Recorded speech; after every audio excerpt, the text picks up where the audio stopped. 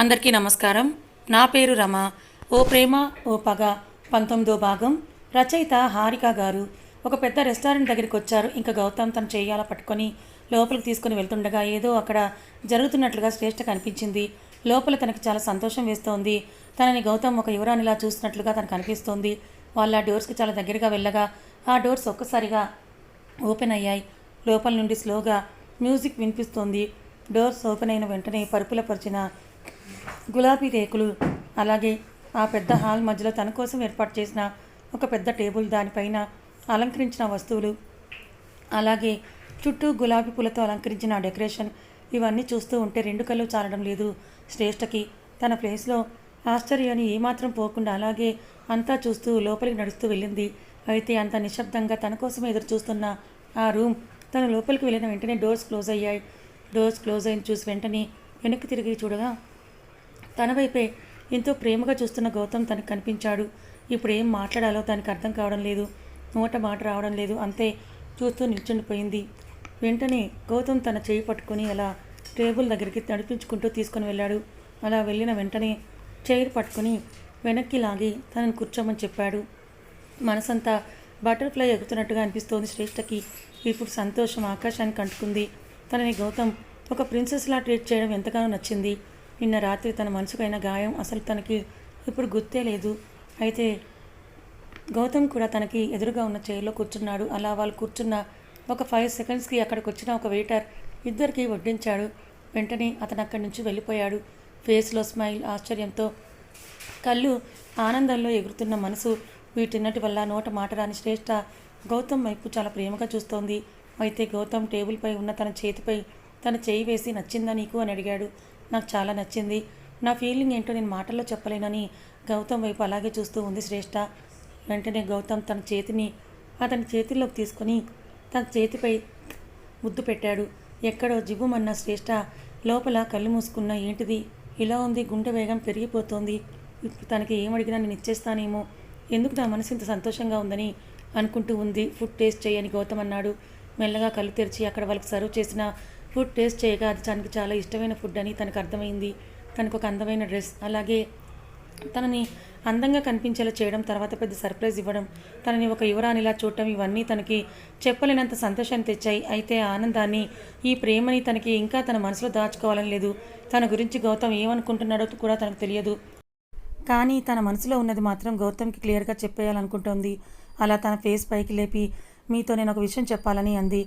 ఇప్పుడు గౌతమ్ మనసులో ఎగ్జైట్మెంట్ మొదలైన తన మనసులో ఉన్న విషయాన్ని శ్రేష్ఠకు చెప్పాలని ఇక్కడికి తీసుకొని వస్తే, ఇక్కడికి వచ్చిన తర్వాత శ్రేష్ఠ తనతో ఇంపార్టెంట్ విషయం మాట్లాడాలని చెప్పడం తనకి చాలా ఆతృతని పెంచింది. చెప్పు అని గౌతమ్ అనగా, నిజం చెప్పాలంటే చిన్న వయసు నుండే నాకు ఇష్టమైనది ఏది కూడా నా దగ్గర ఎక్కువ కాలం లేదు. సంతోషంగా గడిపిన క్షణాలే గుర్తులేవు నాకు. అమ్మ కానీ, అమ్మ నన్ను పెంచింది చిన్నప్పటి నుంచి, అది కూడా తనకి ఇష్టం లేకుండానే.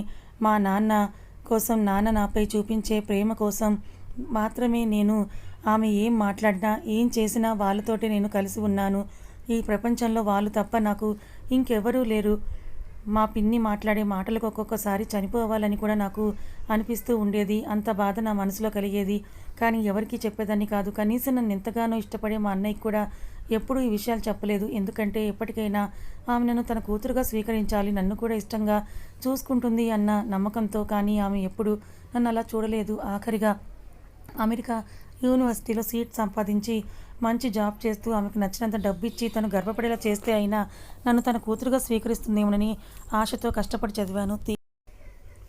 తీరా మొత్తం జరిగేలోపు అక్కడికి వెళ్లకుండానే నా ప్రయాణం ఆగిపోయింది.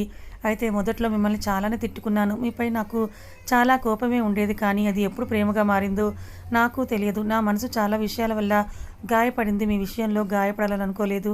అందుకే నా మనసులో ఉన్న మాటను ఎప్పుడూ మీకు చెప్పలేదు. పై తగిలిన గాయాలకి మందు ఉంటుందేమో, కానీ మనసుకు తగిలిన గాయానికి మందు ఉండదు. కాబట్టి మిమ్మల్ని అమితంగా ప్రేమించి మీరు నన్ను వదిలిపెట్టిన తర్వాత ఆ ప్రేమను చంపుకోలేక నేను నరకయాతన పడలేను. అందుకే చాలా వరకు నేను మీకు దూరంగానే ఉండడానికే ప్రయత్నిస్తూ వచ్చాను. కానీ ఇప్పుడు అని అంటూ శ్రేష్ఠ వస్తున్న మాటల్ని అక్కడే ఆపేసింది. ఇప్పటి వరకు తన అన్న మాటలకు గౌతమ్ మనసులో చెప్పలేనంత ప్రేమ బయటకు వచ్చేసింది. శ్రేష్ఠ చివరిగా ఒక్క మాట చెప్తే చాలు తనని మహారాణిలా చూసుకుంటాడు. ఆ మాట తన నోటి వెంట రావడం కోసమే అతను ఎదురు చూస్తూ చెప్పు కానీ ఇప్పుడు ఏంటి అని అడిగాడు.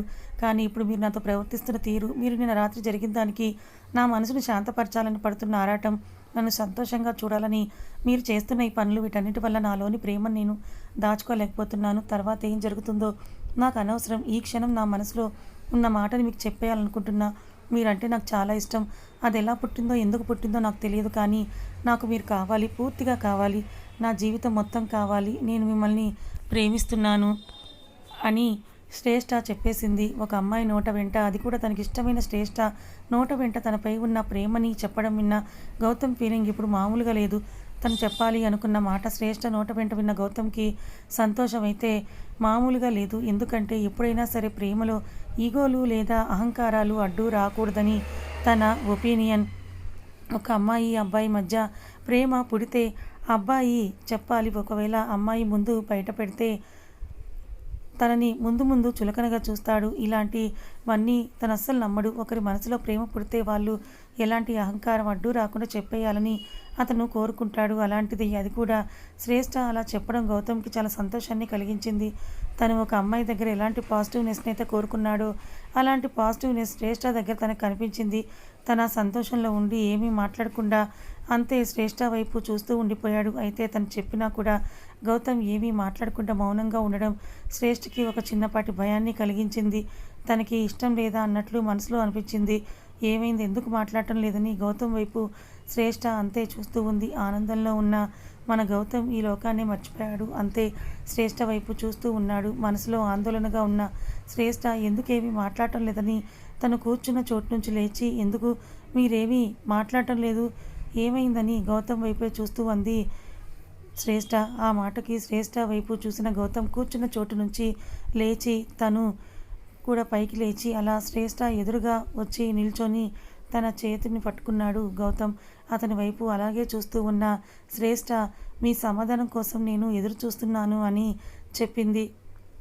శ్రేష్ఠ చేతిని పట్టుకున్న గౌతమ్ అతని చేతులని మెల్లగా శ్రేష్ఠ నడుముపై వేసి దగ్గరగా తీసుకుంటూ అంతే తన కళ్ళలోకే చూస్తూ నోట వెంట ఒక్క మాట కూడా మాట్లాడకుండా తన పెదవులను ఆమె పెదవుల దగ్గరగా పోనిస్తూ అలా తన పెదవులు తెరిచి ఆమె పెదవుల్ని పట్టుకొని ముడివేసి ఒక గాఢమైన ముద్దు తనకిచ్చాడు. తను అడిగిన ప్రశ్నకు ఇలా సమాధానం చెప్తాడని ఊహించని శ్రేష్ఠ షాక్లో ఉండి కూడా అతని ముద్దును చాలా ఇష్టంగా తీసుకుంటోంది. ఈ సమయంలో తనకి ఏది ఎంతలా నచ్చిందంటే జీవితం మొత్తం ఈ క్షణాలను అస్సలు మర్చిపోదు. అంతగా తనకి ఆ క్షణాలు నచ్చాయి. అయితే గౌతమ్ తన చేతులతో శ్రేష్ఠని ఇంకాస్త గట్టిగా పెనవేసుకుంటూ తనలో ఎంత ప్రేమ ఉందో అది మొత్తం తన ముద్దు ద్వారా శ్రేష్ఠకి చెబుతూ తన పెదవులను వీడకుండా ఒకదాని తర్వాత ఒకదానిని పెనవేసుకుంటూ చాలా గాఢంగా ముద్దు పెడుతూనే ఉన్నాడు గౌతమ్. ఆ ముద్దు వేగం కాస్త పెరుగుతూ వారి ఇరువురికి ఊపిరి తీసుకోవడం కూడా చాలా కష్టంగా ఉన్నంత గాఢంగా మారిపోయింది.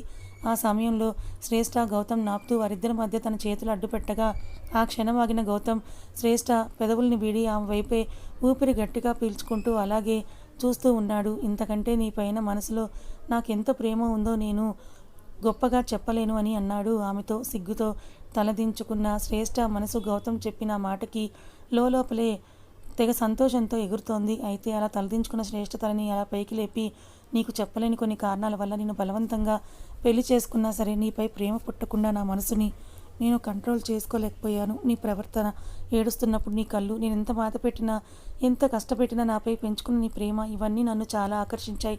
ఒక మనిషిని ఎందుకు ఇష్టపడుతున్నావంటే కారణాలు లేకపోతేనే అది నిజమైన ప్రేమ. నన్ను ద్వేషించడానికి నీ దగ్గర చాలా కారణాలే ఉన్నాయి. కానీ నేను ప్రేమించడానికి ఒక కారణం కూడా లేకుండానే నువ్వు నన్ను ఎంతగా ప్రేమిస్తున్నావంటే నీ ప్రేమను నేను ఎలా దూరం చేసుకుంటాను? ఖచ్చితంగా దానిని పొందుకునే తీరుతాను అని అన్నాడు గౌతమ్. తన మనసులో ఇప్పటి వరకు ఉన్న ఆనందాన్ని అంతా తన ఫేస్లో చూపిస్తూ నవ్వుతున్న శ్రేష్ఠ, ఈ ఒక్క మాట చాలు నా జీవితం మొత్తం మీకు ఇచ్చేయడానికని అంది. వెంటనే గౌతమ్ తనని గట్టిగా హత్తుకొని, మన మధ్య ఏం జరిగినా ఎన్ని అడ్డంకులు వచ్చినా నువ్వు నాకు ఇచ్చిన ఈ మాట మాత్రం మర్చిపోకూడదు. ఇకపై నీ జీవితం మొత్తం నాకే. ఎన్ని సమస్యలు వచ్చినా సరే మన మధ్య దూరం పెరగకూడదు. ఎప్పుడూ నువ్వు ఇలా నాతోనే ఉండాలి. నన్ను విడిచిపెట్టి నువ్వు ఎక్కడికి వెళ్ళకూడదు అని గౌతమ్ తనని అన్నాడు. అతను మాట్లాడిన మాటలకు తన కళ్ళు చెమ్మగిల్లాయి. ఎప్పటికీ విడిచిపెట్టను, మనల్ని మరణం తప్ప మరేది వేరు చేయలేదని ఇది నేను మీకు ఇస్తున్న మాట. ఈ మాటను నేను ఖచ్చితంగా నెరవేరుస్తానని గట్టిగా చెప్పింది శ్రేష్ఠ. ఇప్పుడు వారిద్దరు చాలా అంటే చాలా సంతోషంగా ఉన్నారు. ఆ సంతోషంలో ఒకరినొకరు ఎంతలా పెనవేసుకున్నారంటే గాలి కూడా వారి మధ్య దూరనంత గట్టిగా వారు కౌగిలించుకున్నారు. ఇంకోవైపు శ్రేష్ఠ తనతో కఠినంగా మాట్లాడి వెళ్ళిన మాటలే పదే పదే గుర్తు చేసుకుంటున్న అర్జున్ చాలా కోపంగా ఉన్నాడు. తనకి ఎలా అయినా సరే నేనే దిక్కవ్వాలి. వాడు ఎప్పటికైనా తనను వదిలేస్తాడు. అది నాకు ఖచ్చితంగా తెలుసు. ఈలోపు తనని నేనే నా సొంతం చేసుకోవాలి. ఎన్నాళ్ళని నా ప్రేమను అర్థం చేసుకుంటుందని కూర్చుంటాను. తను నా ప్రేమను ఓకే చేయడం కాదు, అవునన్నా కాదన్నా నాతోనే ఉండేలా చేయాలని గట్టిగా నిర్ణయించుకొని ఆఫీస్ టైం అయిపోతూ ఉండగానే సరియుని కలవాలని అనుకున్నాడు అర్జున్. తనకి కాల్ చేశాడు. కాఫీ తాగి రిలాక్స్ అయిన సరియు తన ఫోన్ మోగడంతో తన ఫోన్ వంకే చూసింది. అర్జెంట్ కాల్ చేస్తూ ఉన్నారు. నేను ఆ నెంబర్ ఇచ్చి హాఫ్ డే కూడా కాలేదు, అప్పుడే చేస్తున్నాడేంటి అర్జున్ అని అనుకుంటూ, అంటే వీడి మనసులో గట్టిగానే దానిపై ప్రేమ ఉన్నట్లుంది అని తన మనసులోనే అనుకుంటూ, ఆ ప్రేమ ఇప్పుడు నాకు అవసరపడుతుందని కాల్ లిఫ్ట్ చేసింది సరియు కాల్ లిఫ్ట్ చేసిన వెంటనే, అరే వా, అనుకున్న దానికంటే చాలా త్వరగానే కాల్ చేసావే అని అంది. అనుకున్న దానికంటే త్వరగా నువ్వు చెప్పింది జరగాలి కాబట్టి అని అన్నాడు అర్జున్. వీడేంట్రా నాకంటే చాలా తొందరపడుతున్నాడు అని మనసులో అనుకున్న సరియు, అయితే మనం ఈరోజు రాత్రి కలవాలని అంది. నీతో కలిసినా లేదా మాట్లాడినా అన్నయ్యకి ఖచ్చితంగా అనుమానం వస్తుంది. తను నా దగ్గర లేకపోయినా తన మనుషులు మాత్రం ఎప్పుడు నాకు కాపలా కాస్తూనే ఉంటారు, కాబట్టి ఇలానే బెటర్ అని అన్నాడు అర్జున్. కొంచెం ఆలోచించిన సరియు, అది కూడా మన మంచికే అని మనసులో అనుకొని, సరే ఇప్పుడు ఏం చేద్దాం అనుకుంటున్నావు అని అంది. అది చెప్పాల్సింది నువ్వు, అసలు ఏం చేయాలని ఇలా ఆలోచించావని అన్నాడు అర్జున్. సరే, నా మనసులో ఉన్న ఒక ఐడియా నీకు చెప్తాను, ముందు అది ట్రై చేసి తర్వాత మిగిలినవి చూద్దామని అంది తను.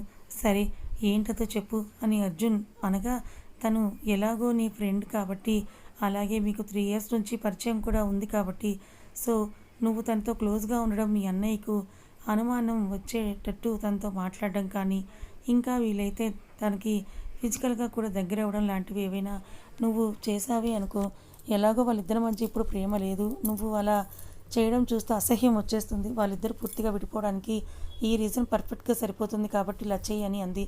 ఏం మాట్లాడుతున్నావు, ఇలా చేస్తే అన్నయ్య మనసులో తనపై బ్యాడ్ ఇంప్రెషన్ రావడం ఏమో, కానీ శ్రేష్ఠ మనసులో నాపై అసహ్యం పుడుతుంది.